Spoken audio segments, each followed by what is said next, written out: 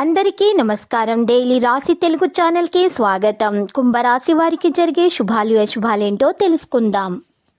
మీ మీద ఒక స్త్రీ చెడు దృష్టి ఉంది. ఈ లోకంలో చెడు దృష్టి అన్నది ఒక రాజుని కూడా విచ్చగాడు చేయగల శక్తి కలదు. మరియు మీ సంపద మీద మీ మీద ఆ స్త్రీ ఏడుస్తుంది, జాగ్రత్తగా ఉండండి. మరియు ఆ స్త్రీ యొక్క చెడు దృష్టి మీకు తగలకుండా ఉండాలంటే మీరు నుదుటి పైన మీరు చందనంతో తిలకం వర్తించుకోండి. ఇలా చేయటం వల్ల మీకు మేలు కలుగుతుంది. ఎటువంటి హాని అనేది దరి చేరదు. ఈరోజు సాయిబాబా ఆలయ దర్శనం చేసుకోండి. సాయిబాబాను పూజించిన తర్వాత ఇంటి నుండి బయటకు వెళ్ళండి. గాలిలో మేడలు కట్టడంలో మీరు సమయాన్ని వృధా చేయకండి. ఇంకా మీ శక్తిని మరిన్ని ప్రయోజనకరమైనటువంటి అర్థవంతమైనటువంటి వాటిని చేయడానికి ఉపయోగించుకోండి. ఇక వేరే వారి మాటల్లో మీరు రాకూడదు, తొందరగా వచ్చేస్తారు.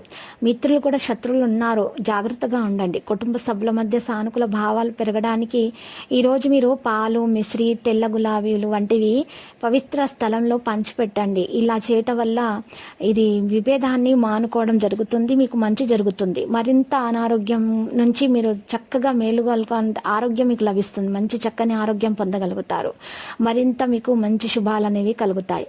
కొంతమంది విద్యార్థులు వారి యొక్క సమయాన్ని టీవీ చూడడం ద్వారానో లేదా ఆడడం ద్వారానో వృధా చేస్తారు. ఇలా చేయడం మంచిది కాదు. వారి భవిష్యత్తుకు చాలా చేడు కలిగే విధంగా ఉంటుంది. ఇలాంటి వారు పరిహారంలో తెల్లని వస్తువులను దానం చేయటం వల్ల వారికి కొత్త మార్గం అనేది తెరుచుకోబడుతుంది. కొత్త వస్తువులను కొనుగోలు చేస్తారు. ఏదైనా కొత్త ప్రారంభానికి మీరు ఈరోజు జరిగే అవకాశాలు ఉన్నాయి. సామాజిక కుటుంబ జీవితంలో ఉన్నటువంటి విషయాలు సవాలుగా ఎదుర్కోవలసి రావచ్చు. మీ జీవితంలో కష్టపడి పనిచేసే అవకాశాన్ని పొందుతారు. ఒక్కోసారి మీ జీవిత భాగస్వామి మనస్తత్వం అర్థం చేసుకోవడం కష్టమవుతుంది.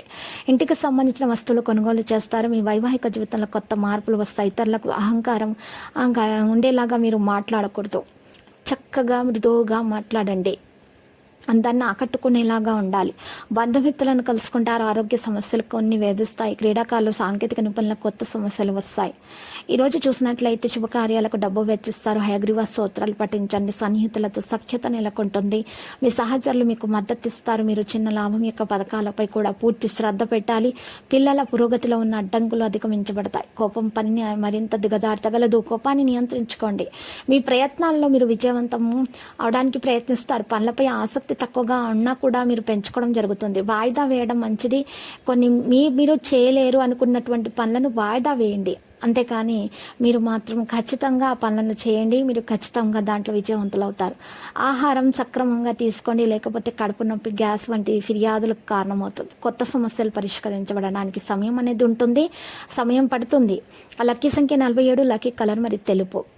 మరి ఈరోజు పరిహారంలో మనం చూసినట్లయితే పరిహారంలో అమ్మవారి ఆలయ దర్శనం చేసుకొనుట, అలంకరణ వస్తువులను సమర్పించుట, అక్కడ ఉన్నటువంటి పేదలకు అన్నదానం చేయటం వలన మీకు దోషాలు పరిహారమై అన్ని శుభాలు కలుగుతాయి.